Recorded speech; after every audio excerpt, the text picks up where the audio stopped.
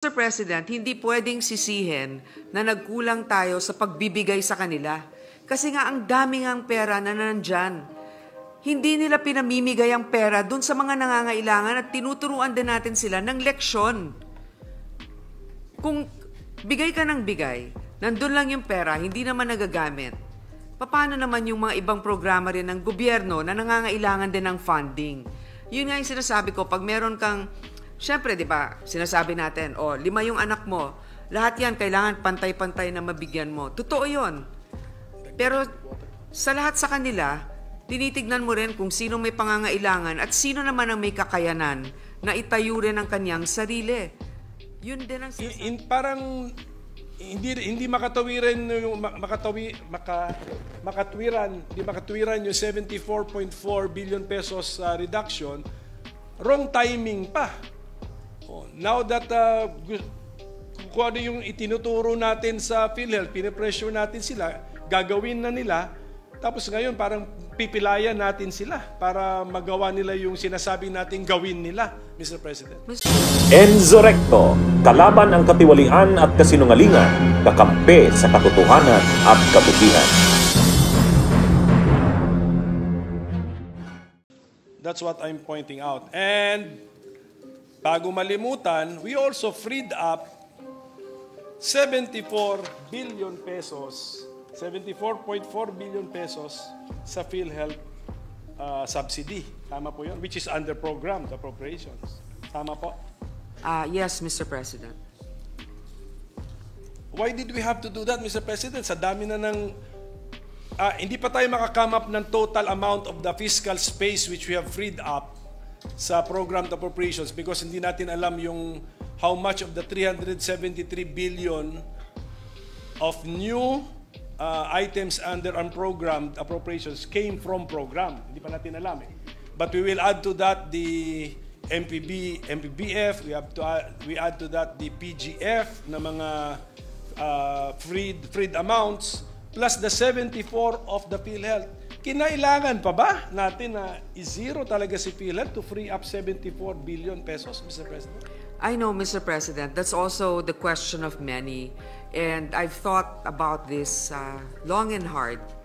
And there's no denying that PhilHealth has a savings amount of 600 billion, Mr. President. And that's also the reason why initially the administration thought of it as a way also to augment certain short fundings that we had, for example, for health workers, etc. Hindi natin maintindihan ba't hindi nila ginagamit yung pera na nandun na meron sila na nakaimbak sa isang, ewan ko kung anong klaseng account yan, savings account, na ang kinikita ay mas mababa pa kesa sa inflation. Mr. President, hindi pwedeng sisihin na nagkulang tayo sa pagbibigay sa kanila. Kasi nga ang daming ang pera na nandyan. Hindi nila pinamimigay ang pera dun sa mga nangangailangan at tinuturuan din natin sila ng leksyon. Kung bigay ka ng bigay, nandun lang yung pera, hindi naman nagagamit. Paano naman yung mga ibang programa rin ng gobyerno na nangangailangan din ng funding? Yun nga yung sinasabi ko, pag meron kang siyempre, di ba, sinasabi natin, 5 yung anak mo, lahat yan kailangan pantay-pantay na mabigyan mo. Totoo yun. Pero sa lahat sa kanila, tinitignan mo rin kung sino may pangangailangan at sino naman ang may kakayanan na itayo rin ang kanyang sarili. Yun din ang sinasabi natin, it's a leadership problem also in PhilHealth and it's a disbursement problem. Gaya nga ng sinabi ni Senator Cynthia, ang problema din sa PhilHealth, hindi rin natin alam kung ano ba talaga yung mga benepisyo natin. Wala tayong card na nagsasabi hanggang dito o ganyan ang maibibigay sa'yo. Ang tagal-tagal ng approval minsan. Hindi alam ng ating mga kababayan kung paano sila makapag-comply dun sa mga requirements. So ito yung mga nagiging issue. Hindi sila kulang sa pera. At alam ko yung iba talagang pinagdidiinan ito. Pero 600 billion ang meron sila.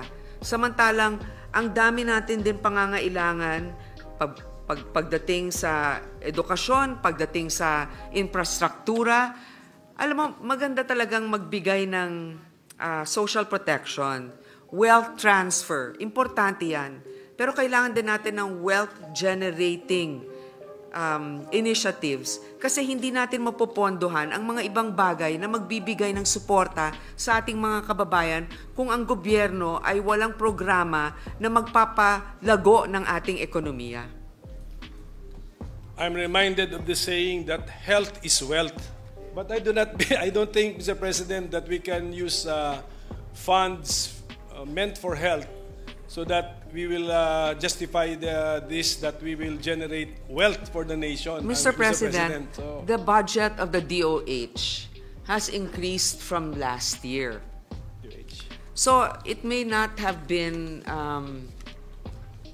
an item, for example, in particular for PhilHealth. Pero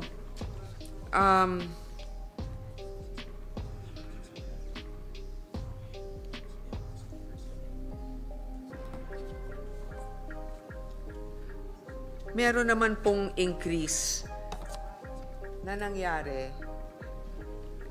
dito sa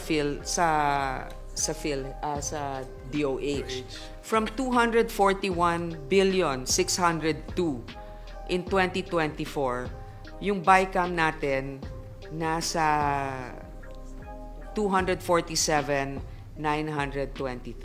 So we are, of course, health is wealth. That's very important.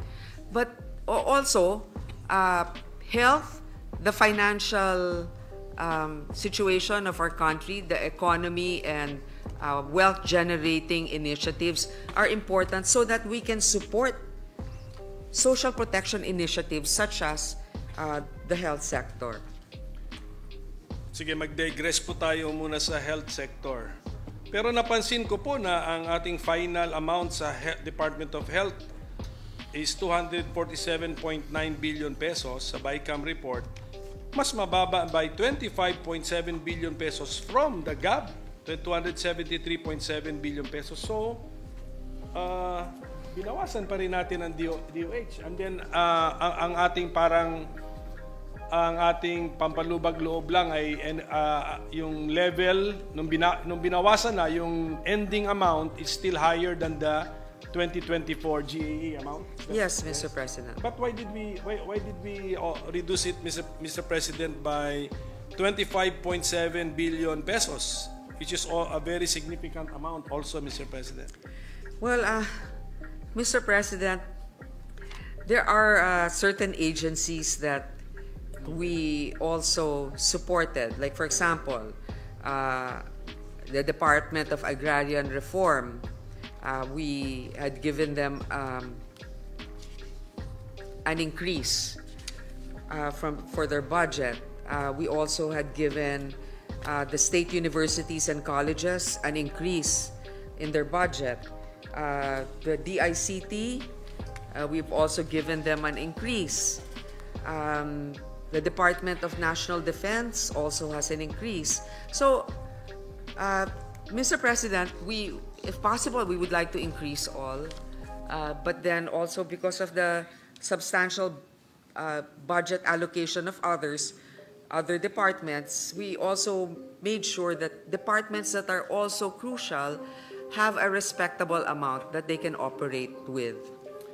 So, pwede ba nating masabi na itong 74.4 billion pesos ng PhilHealth na ziniro natin ay binigay sa ibang mga ahensya ng gobyerno na sa tingin natin ng ating committee na mas nangangailangan o mas deserving ng amount, at masasabi ba natin na hindi directly health-related yung napuntahan ng 74.4 billion pesos na yon, Mr. President? Mr. President, hindi sa masasabi nating more deserving, more in need, perhaps. Yes. And then also, yes, I think I know where your next question will lead to. But yes, I think transparently you can look that if you look at the increase in some appropriations, they're not health-related. Yes, they're not health-related. Ngayon, Mr. President, ang problema kasi yung timing din ng pagbaba natin eh. We want to teach them a lesson, pero 74.4 billion pesos tatanggalin natin, isi-zero natin. Pero hindi ba natin alam na pinasa natin dito sa chamber natin yung panukala na pababain ng premium rates. Nababa natin eh. At the same time, inutusan natin sila to increase their compensation packages, which ginawa nila. Tapos hindi lang dagdagan pa, may konsulta, etc. So, ang nangyayari po, Mr. President, we are being conservative with PhilHealth by reducing the subsidy by 74.4 billion pesos at a time when when PhilHealth has now committed to be more proactive, aggressive, and then we are returning some benefits to the direct contributors by lowering the contribution rate, Mr. President. Ganyan ang nangyari. So, parang hindi makatwiran yung 74.4 billion pesos reduction. Wrong timing pa. Now that kung ano yung itinuturo natin sa PhilHealth, pinipressure natin sila, gagawin na nila, tapos ngayon parang pipilayan natin sila para magawa nila yung sinasabi natin gawin nila, Mr. President. Mr. President, unang-una, hindi ako naniniwala na mapipilayan sila. Kasi nga may pagkukunan pa rin silang 600 bilyon. So sabihin na natin, 70 billion ang hindi na nalaan sa kanila ngayon sa budget. Meron naman silang pagkukunan na 600 bilyon. Ngayon, sa susunod na taon, kung talagang tinupad nila ang kanilang pangako na number 1, mas iigihan nila ang pagbigay ng suporta sa mga may sakit na nangangailangan. Pangalawa, na-implement na yung batas. Ewan ko kung napasa na ba yung batas na yon na bababaan yung premium at hindi na dapat kasama sa batas yung pag-increase ng premium na yon. At saka natin masasabi na sige, sa susunod na taon, 2026 budget, pwede na nating punuan muli sapagkat nagagamit na nila yung kanilang reserba.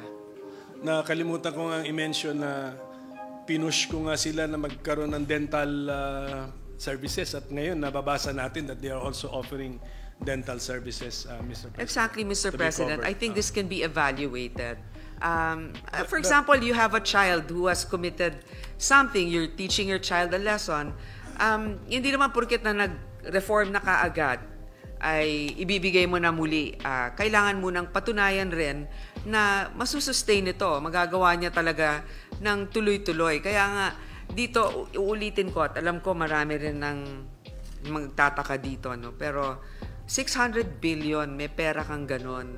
May mga ibang programa ng gobyerno na pwede ring pondohan at hindi naman maghihirap ang PhilHealth dahil meron silang pagkukunan para bayaran. Ang problema nga nila noon, hindi nila ginagawa yon. Kaya ngayon, salamat sa inisyatibo nga, sinabi nga natin, yung ating minority leader, sinabi, dapat meron kayong dental benefits o gagawin daw nila o ginagawa na nila. O ngayon, may batas pero hindi ko alam, parang hindi pa yata napapasa na hindi muna itataas ang premium, 'di ba? Hindi pa yan batas. 'Di ba? Iamyanda pa lang natin 'yan. Hindi pa yan nangyayari. So sa ngayon, ang daming nagrereklamo na ang taas ng premium ng PhilHealth tumataas pero ang benepisyo nila hindi pa rin ganyan. Kaya meron pa rin silang nakokolektang premium na mas mataas. Ang ating problema sa PhilHealth subsidy kasi, Mr. President, is yung formula is provided by law. Yan po, that is the long and short of it. Ngayon, by giving zero subsidy, are we in effect saying that we are suspending that the provisions in the Universal Healthcare Act and the syntax law? So thank you for correcting me. In the syntax law, which provides for that formula, which we discussed during I think during the budget deliberations, we mentioned the formula. So is that what we're doing? Number one, kasi when you give a government agency zero budget, talagang number one, ang message dun punishment mo yan. Okay. And then, but number two, merong rito na there is a formula. And the formula yields I think around 74.4 billion pesos ang paggamitin yung formula. Hindi pala 73, I will correct myself. 53.13 billion pesos ang may-yield nung formula, Mr. President, around that amount. So, is it also our message that we are suspending the formula found under the Sin Tax Law? Mr. President, we are not suspending the implementation of a law. What we are saying is that at the moment, it is an unfunded program or law of the government. You know, we have more than 1 trillion pesos of unfunded laws in the country. Maraming mga batas pero nagkukulang ang pondo para dito. Ngayon, the GAA in itself is also a law. I understand the Senate minority leaders mentioned, but this is earmarked. Earmarked ito, so dapat doon talaga napupunta. Pero yung BIR, for example, has also that earmark na they are able to harness or benefit from 1% of their total collections. But because they haven't really reached a certain utilization, the government has not given them that 1% supposedly that would go to them. So, Mr. President, this is not sadly, the reality is this is not uncommon. And the GAA itself is a law. We have a discretion also to look at the macro picture of a particular time in our society and economy and to see what fiscal space we have. Bunyog, bunyog, halikan na kasama ka. Bunyog, kapag buklod ay may pag-asa. Luzon, Visayas, Mindanao, isa ang pananaw. Sa bagong Pilipinas ang bunyog isisigaw.